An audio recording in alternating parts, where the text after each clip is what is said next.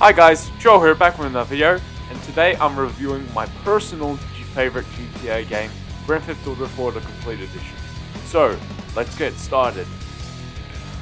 In May of 2006 at the Microsoft panel at E3, it was revealed that Rockstar Games were making the next title in the Grand Theft Auto series and would be released on the Xbox day and date with the PlayStation version, and would be the first GTA title to be released on the Xbox 360 and PlayStation 3, and would be the first GTA game to have its own multiplayer. Now, I won't be talking about the multiplayer because I haven't played it, because hardly anyone is playing it, but I've heard it is way better than GTA 5's online multiplayer. With the release of the two spin-off titles, GTA Liberty City Stories and GTA Vice City Stories made for the PSP, it inspired Rockstar Games to develop two expansion packs that would be developed exclusively for the Xbox 360. At launch, after Microsoft paid Rockstar $75 million, which would be called the Episodes from Liberty City, which includes The Lost and Damned and The Ballad of Gay Tony.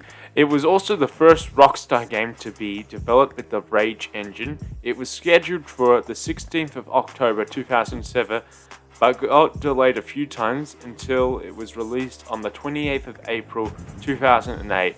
Grand Theft Auto 4 was officially released on the Xbox 360 and PlayStation 3, and the PC version would be released sometime in December, and the Episodes of Liberty City would release on the 29th of October for the Xbox 360, and the PC and PS3 version would release on the 13th of April 2010.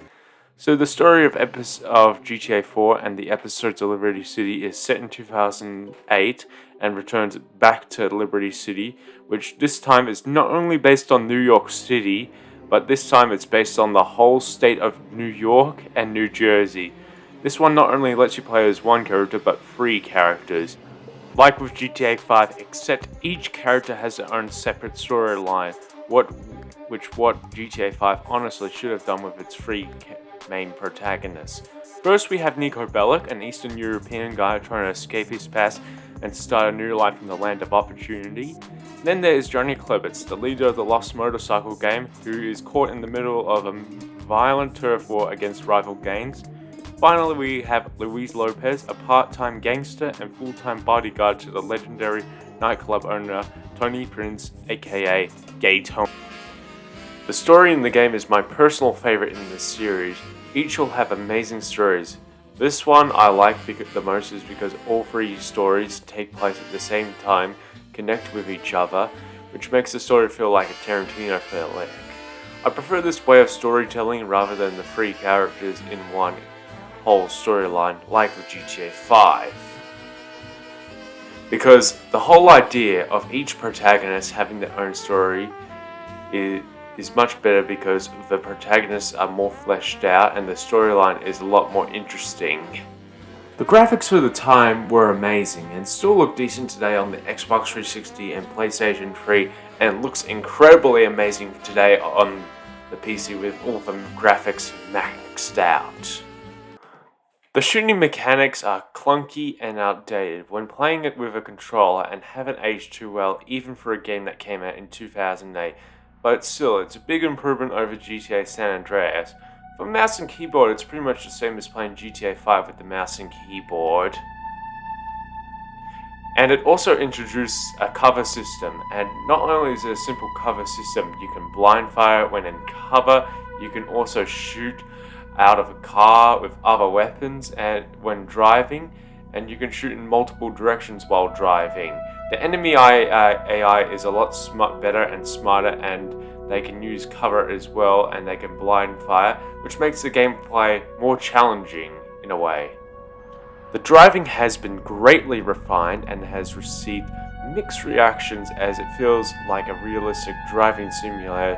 As I do like the more realistic physics, it's a lot better than the GTA 5 physics.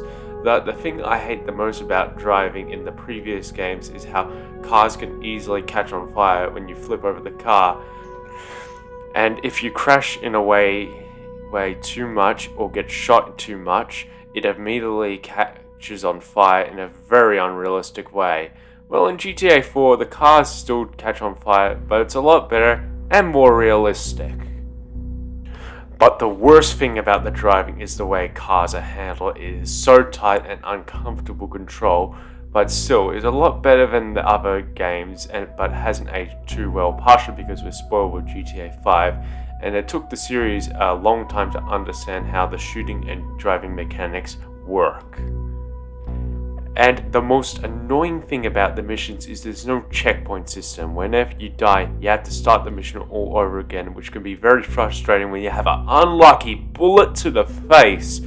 Well, they did introduce the ability to restart the mission by activating the mission on your phone, but you have to start the whole mission over again. They also introduced the ability to replay missions, but this is only in the Ballad of Gay Tony. It's annoying that it's not in the base GTA 4 game or The Lost and Damned. I don't know why they didn't do a patch update for this.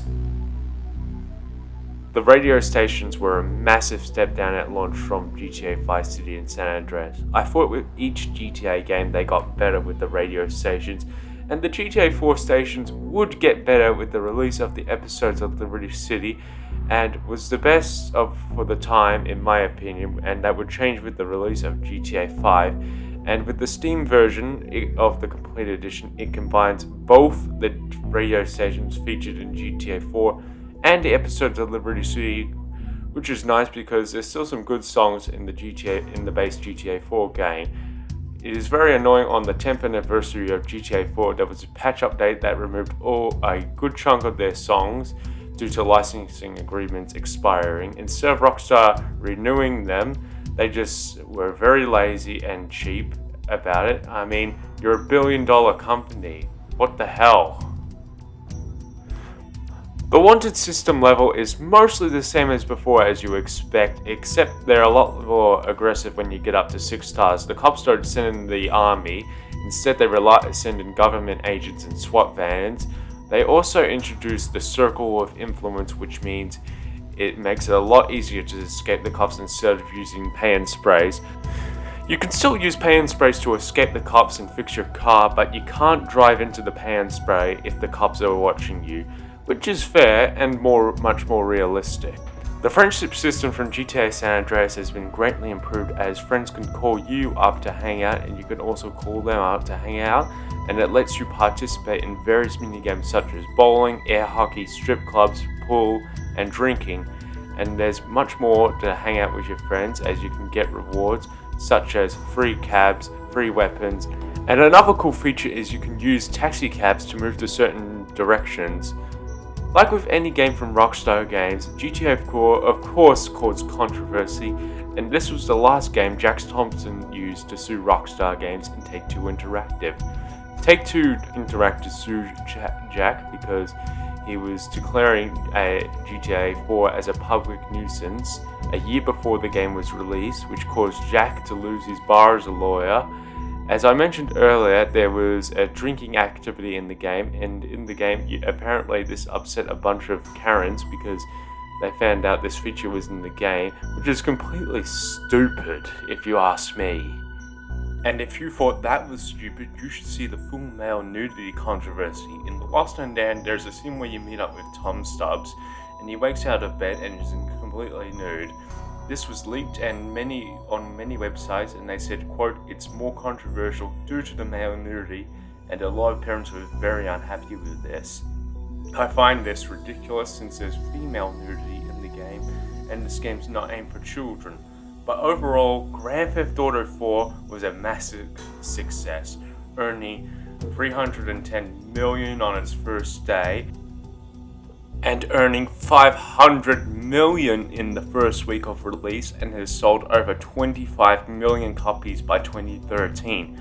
It's also the highest rated GTA game on Metacritic, and it's on one of the top 3 best games of all time on Metacritic, and won Best Game of the Year at the Spike Video Game Awards. It's one of the best games of all time. It's a timeless masterpiece, and it's a classic that shouldn't be missed out and needs to be played by anyone into gaming. Anyways, thanks for watching, hope you enjoyed the video, and I'll see you in the next video. Bye now!